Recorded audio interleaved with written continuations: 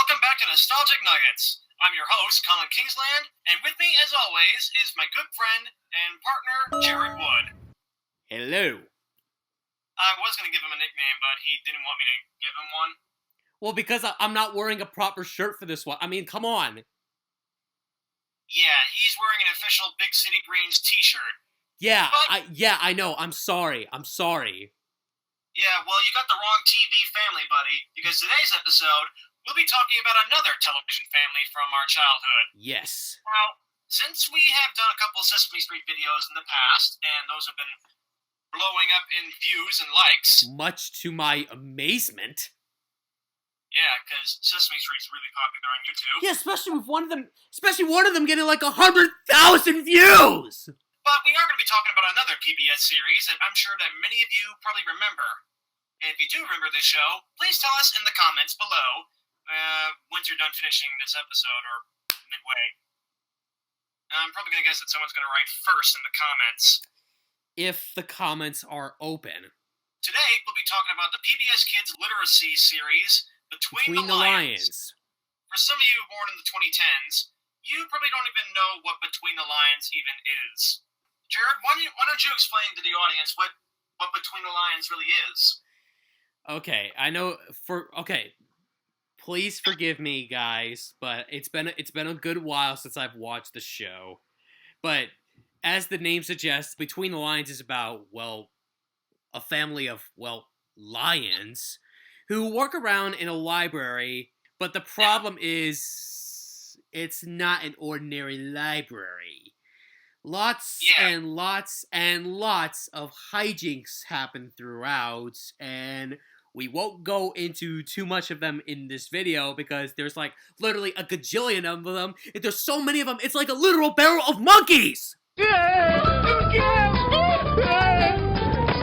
No, that was a real barrel of monkeys. Well, basically, the show, in correct terms, what the show basically is, it's about a family of puppet lions who live and work in a library, and they basically teach kids how to read and write, which is basically in the show's curriculum. Yes.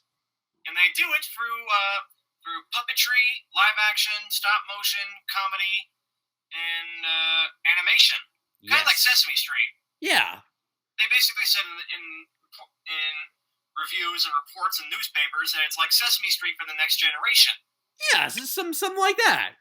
Well, basically, Jared and I we're basically PBS kids, to be exact. Yes. And we did see a lot of PBS programming when we were younger. Oh, absolutely. Yeah, and Between the Lions is actually a pretty good show. I mean, there's a family of lions. There's a pelican named Dr. Nitwhite, but sometimes people refer him as Dr. Nitwit.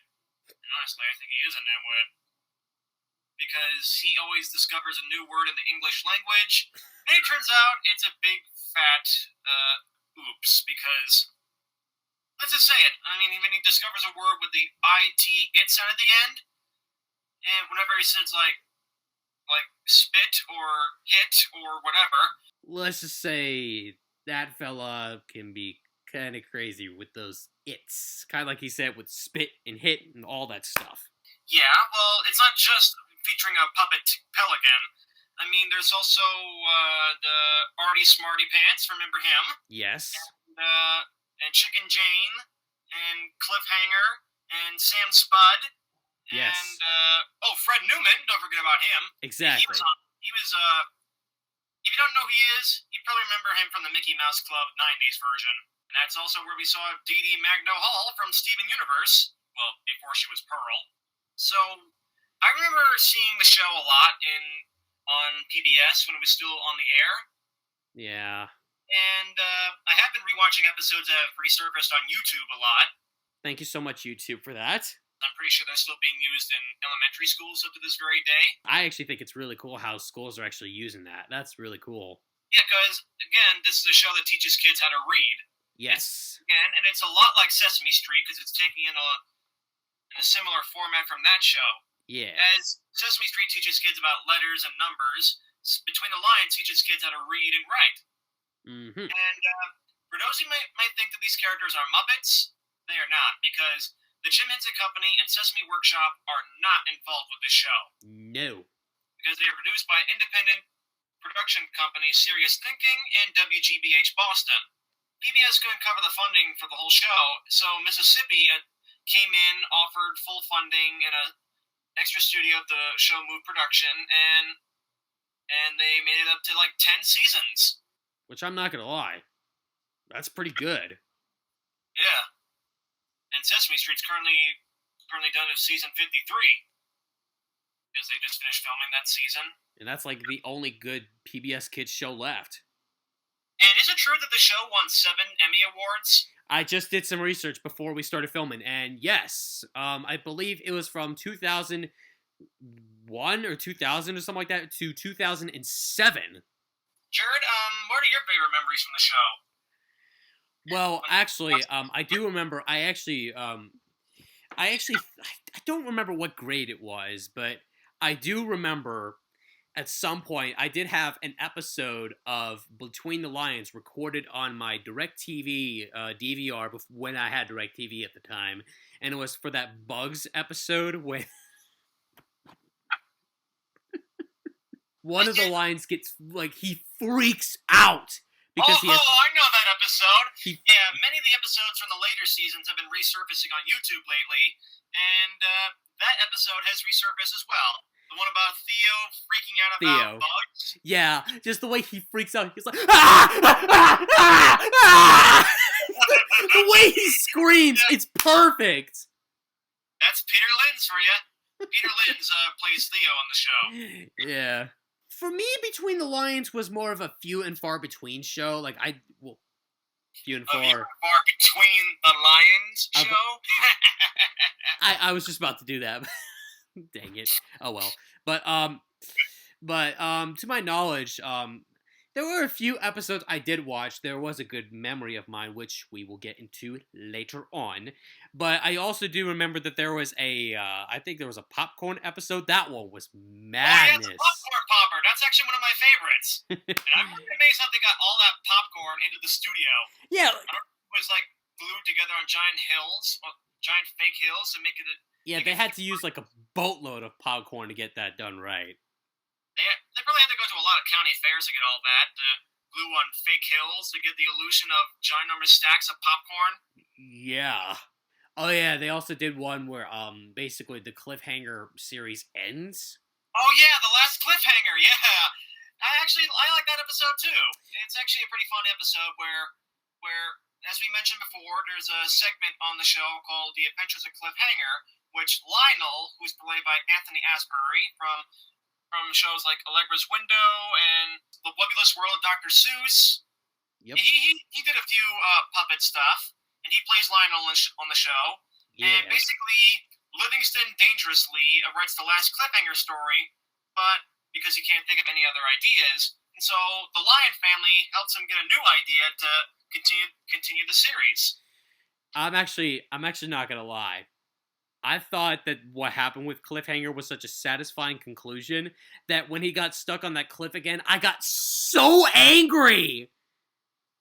I was like, he was so close. It was right there. Well, Jerry, you gotta remember that Cliffhanger couldn't stand the easy life.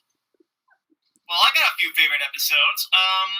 Humph, which introduced a character with a learning disability, Gus Bunny. Yeah, that was a highly publicized episode where the show introduced a character with a learning disability. That was pretty phenomenal. Uh-huh. If Sesame Street can have characters who are deaf, who are on the autism spectrum, whose parents are divorced or incarcerated, or foster parents and stuff like that, then Between the Lions can introduce a character who can't learn how to read yet. Why the Baboon's Balloon Went Kaboom. Oh, right. Tweet, featuring an appearance by Big Bird, Ernie, and Bert from Sesame Street. Yeah, even though many of the Muppet performers from Sesame Street and other Henson Company projects worked on Between the Lions, the Sesame Street characters got a chance to guest star on that show. And Elmo got a chance to guest star too. Yeah, they had a celebrity version of Dancin' Smarty Pants, and Bert and Elmo made separate appearances in different versions of that song. Ooh, this is another one of my favorites. Stop That Chicken. Featuring Chicken Jane.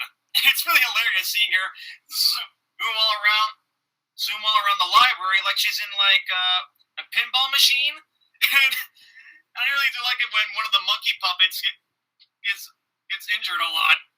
Especially the part where one monkey puppet has a baseball mitt and he's trying to catch Chicken Jane, and he falls off the balcony and crashes on another monkey puppet.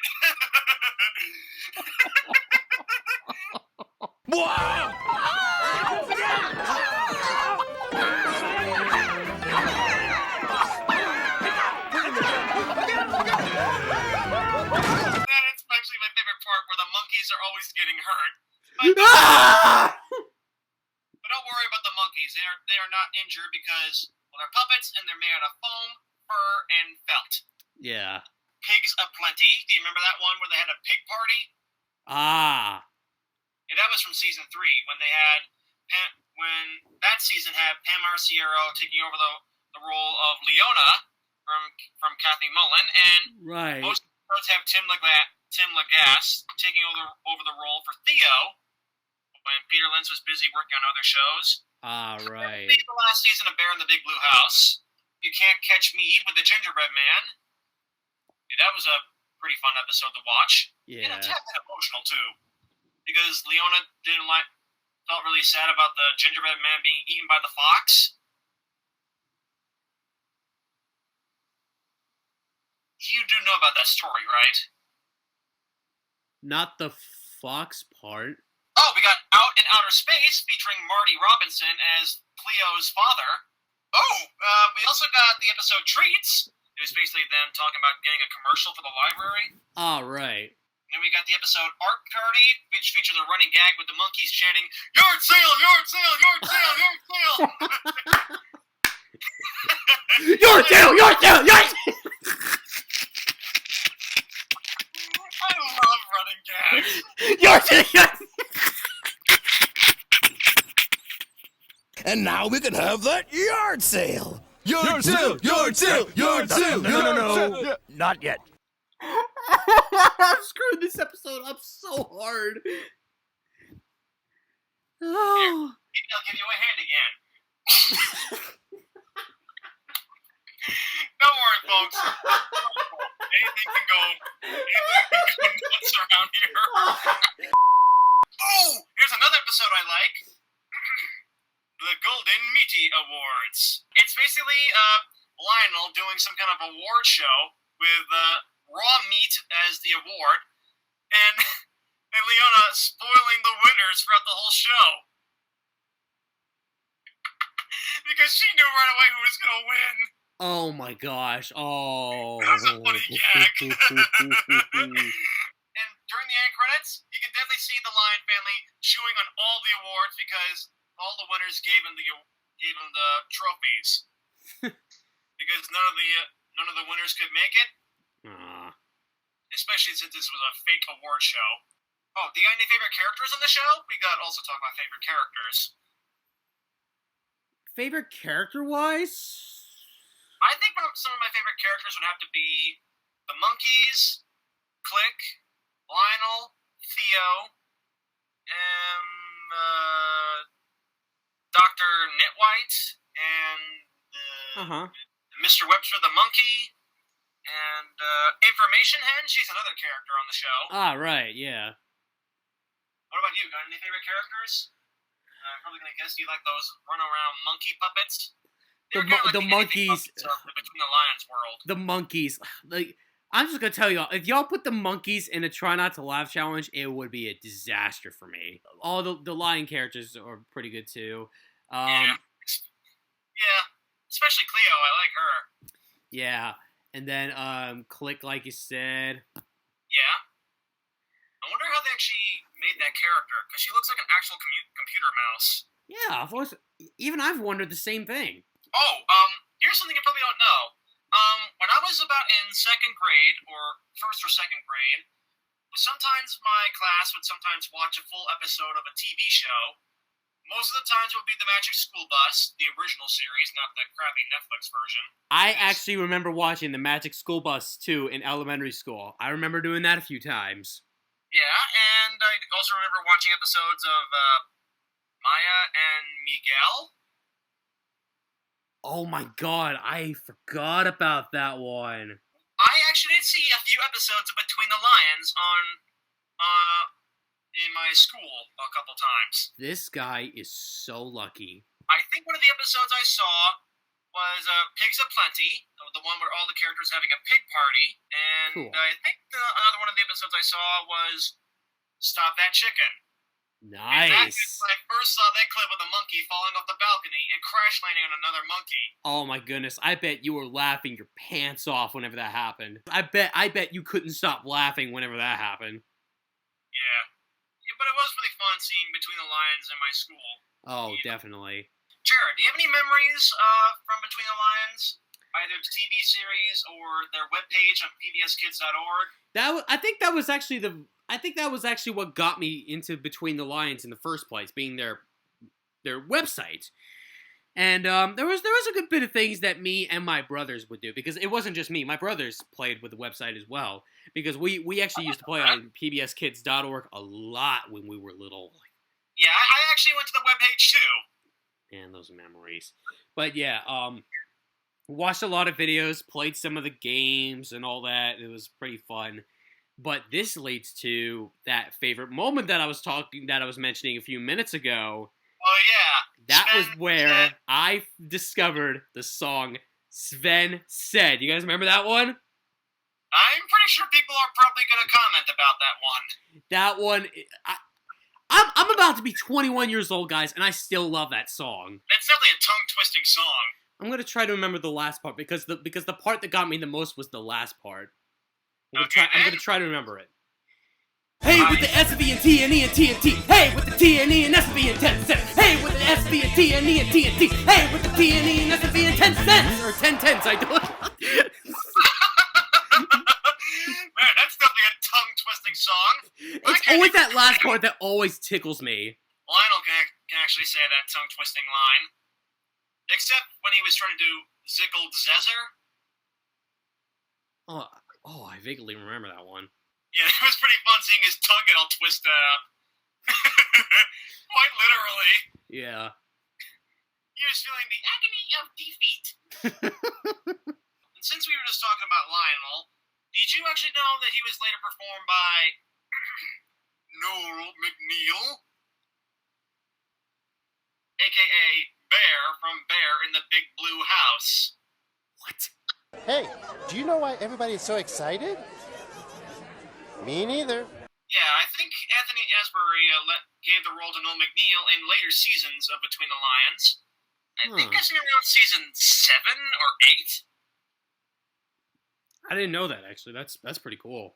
So, do you think that maybe the people at WGBH and Serious Thinking could reboot the show for a new audience? Well, if they had the chance to, I would say yes, definitely. But Kids are learning how to read to this very day. well, I was about to say, because to my knowledge that PBS Kids shows don't get like rebooted or anything like that. I was about to say it would be a good idea, but Well, Cyber Chase is still going on. oh, that's right. Yeah, I forgot about that.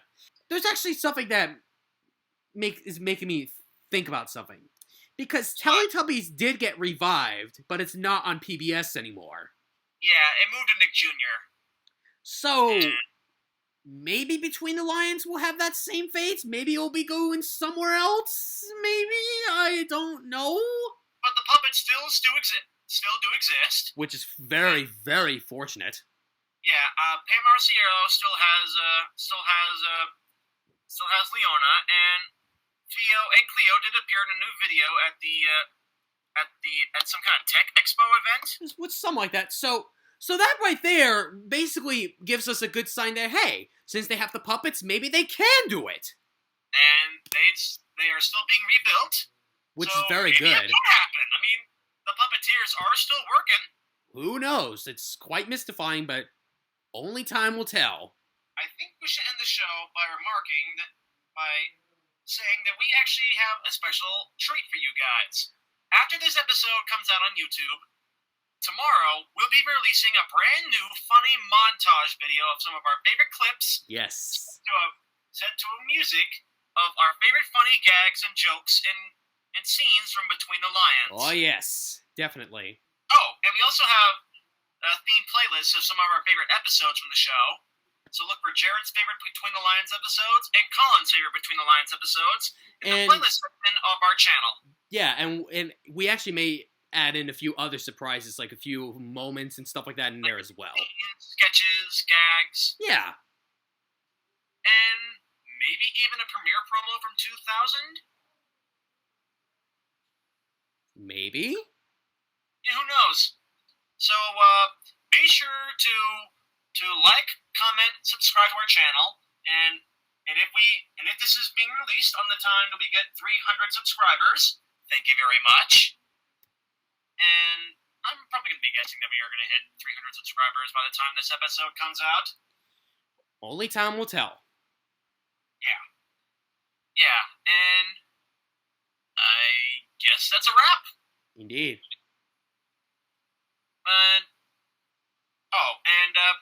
If you don't want to keep on watching YouTube videos, and it's your choice, go to a library and rent yourself a library book. True. Yeah. But until then, that's all, folks.